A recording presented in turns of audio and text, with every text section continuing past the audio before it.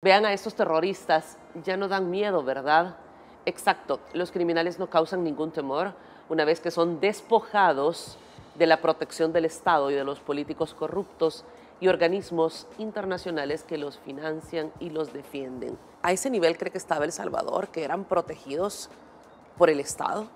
Fíjese que conversando yo con algunos oficiales que ya están en retiro, que estuvieron apoyando en aquellos tiempos a la Policía Nacional Civil en este tema de seguridad, cuando ellos ven lo que ha sucedido en la Campanera, me comentan que era prohibido que la Fuerza Armada entrara a la Campanera.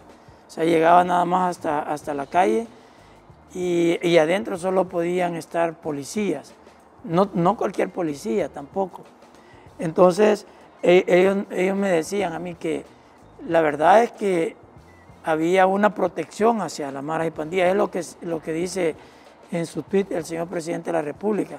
Si tenían esa protección, ellos sabían que no podía entrar la autoridad o llegar la autoridad a hacer ningún trabajo a ese sector. Y por esa razón es que fueron tomando ellos el control, fueron adquiriendo poder y ese poder lo fueron descargando sobre la población honrada. Y ahora lo veo a usted en la Campanera, precisamente en esas imágenes donde usted con la tropa ha visitado este lugar, ha recorrido, han hecho extracción de criminales, donde vemos ahora familias que pueden disfrutar de horas nocturnas, donde la ministra Michelle Sol de Vivienda también ha empezado un plan para retornar las casas que habían sido ocupadas por estos pandilleros, para regresarlos a las familias que les pertenecen y una historia completamente diferente, ministro. Sí, para tener el conocimiento, ver cuál es el comportamiento, la conducta, hay que ir al territorio. Y eso complementa todos los demás datos que se tienen sobre el actuar de las pandillas. Y nosotros a la Campanera, a Vista al Agua, a todas esas colonias, la 22 de abril, que era prohibido llegar a ellas, era prohibido, así como se escucha. Nosotros comenzamos desde un principio a llegar a esos lugares y hemos ido viendo cómo en la medida que el Plan Control Territorial se ha ido desarrollando, cómo se han ido transformando también esas colonias. Y ahora pues ya es una colonia normal como cualquier otra donde puede llegar quien quiera llegar a ese lugar sin el temor que las pandillas vayan a generarle algún daño. El dato importante, cuando ya comenzamos con la fase 5 del Plan Control Territorial, en la Campanera, como a la semana más o menos de haber iniciado con el régimen de excepción, ya había gente. Yo me encontré a una persona, creo que fue la primera persona, que nos dijo que ellos se habían ido de ese lugar porque las pandillas los habían amenazado, pero que con los primeros 5 o 6 días que había visto cómo era el comportamiento ya en ese lugar, ya se había regresado a ese sitio con el propósito de recuperar su vivienda. Y obviamente aquí es el trabajo no solamente de la Fuerza Armada y de la Policía, sino de las otras instituciones del gobierno que de manera integrada están realizando su trabajo para darle cumplimiento al Plan Control Territorial, que es integral. Y hemos visto cómo Vivienda, por ejemplo, ha llegado a hacer su trabajo, a generar las condiciones para que las personas puedan recuperar esas viviendas y estar ya en una vida normal. Y eso se está replicando en otros lugares que otrora fueron controlados por las pandillas. Y ahora todos estos pandilleros sabemos que han sido capturados, más de 60.000 pandilleros en nuestro país. Ya nos va a decir el ministro cuál es la cantidad. ¿Esos pandilleros a dónde serían trasladados? Sobre todo si conocíamos el sistema carcelario que existía en nuestro país. El presidente dijo en unos meses va a ser construido el centro de confinamiento del terrorismo y lo cumplió. Ahí está, lo hemos visto. Han sido imágenes impresionantes del SECOT. Y vimos también imágenes impresionantes de cómo las autoridades, con un operativo sin precedente, hicieron el traslado de estos 2.000 miembros de pandillas. Algunos los llaman presuntos pandilleros.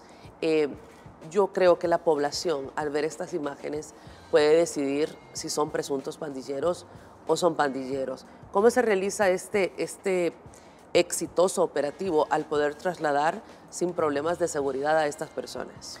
Bien, para ampliar lo que usted decía al principio, son desde que inició el régimen de excepción, que van 339 días, a la fecha se han capturado 64.904 pandilleros, y todavía hay que considerar los que estaban antes del régimen de excepción.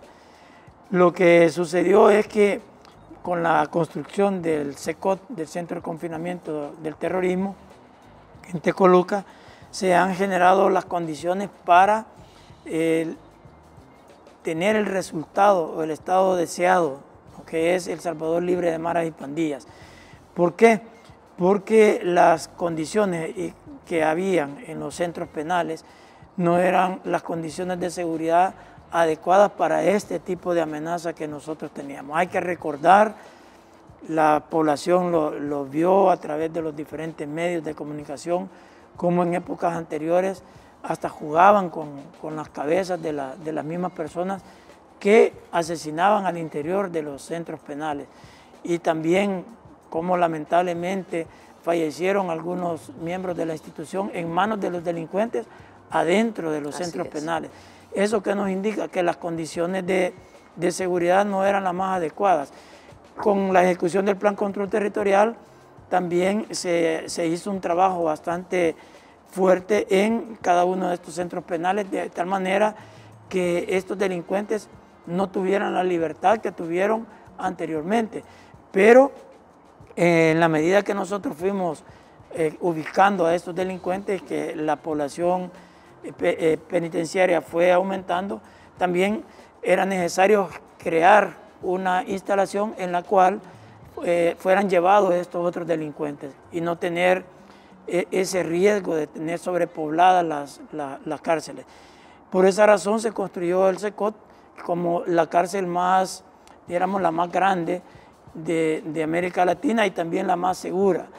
Y en ella, a este momento, hay la capacidad para tener allí a 40.000 de estos delincuentes, pero también hay espacio suficiente para poder construir otros módulos más e ir adaptándose a las necesidades que se tengan en este sentido. Lo que ocurrió la semana pasada fue el traslado de los primeros 2.000 pandilleros.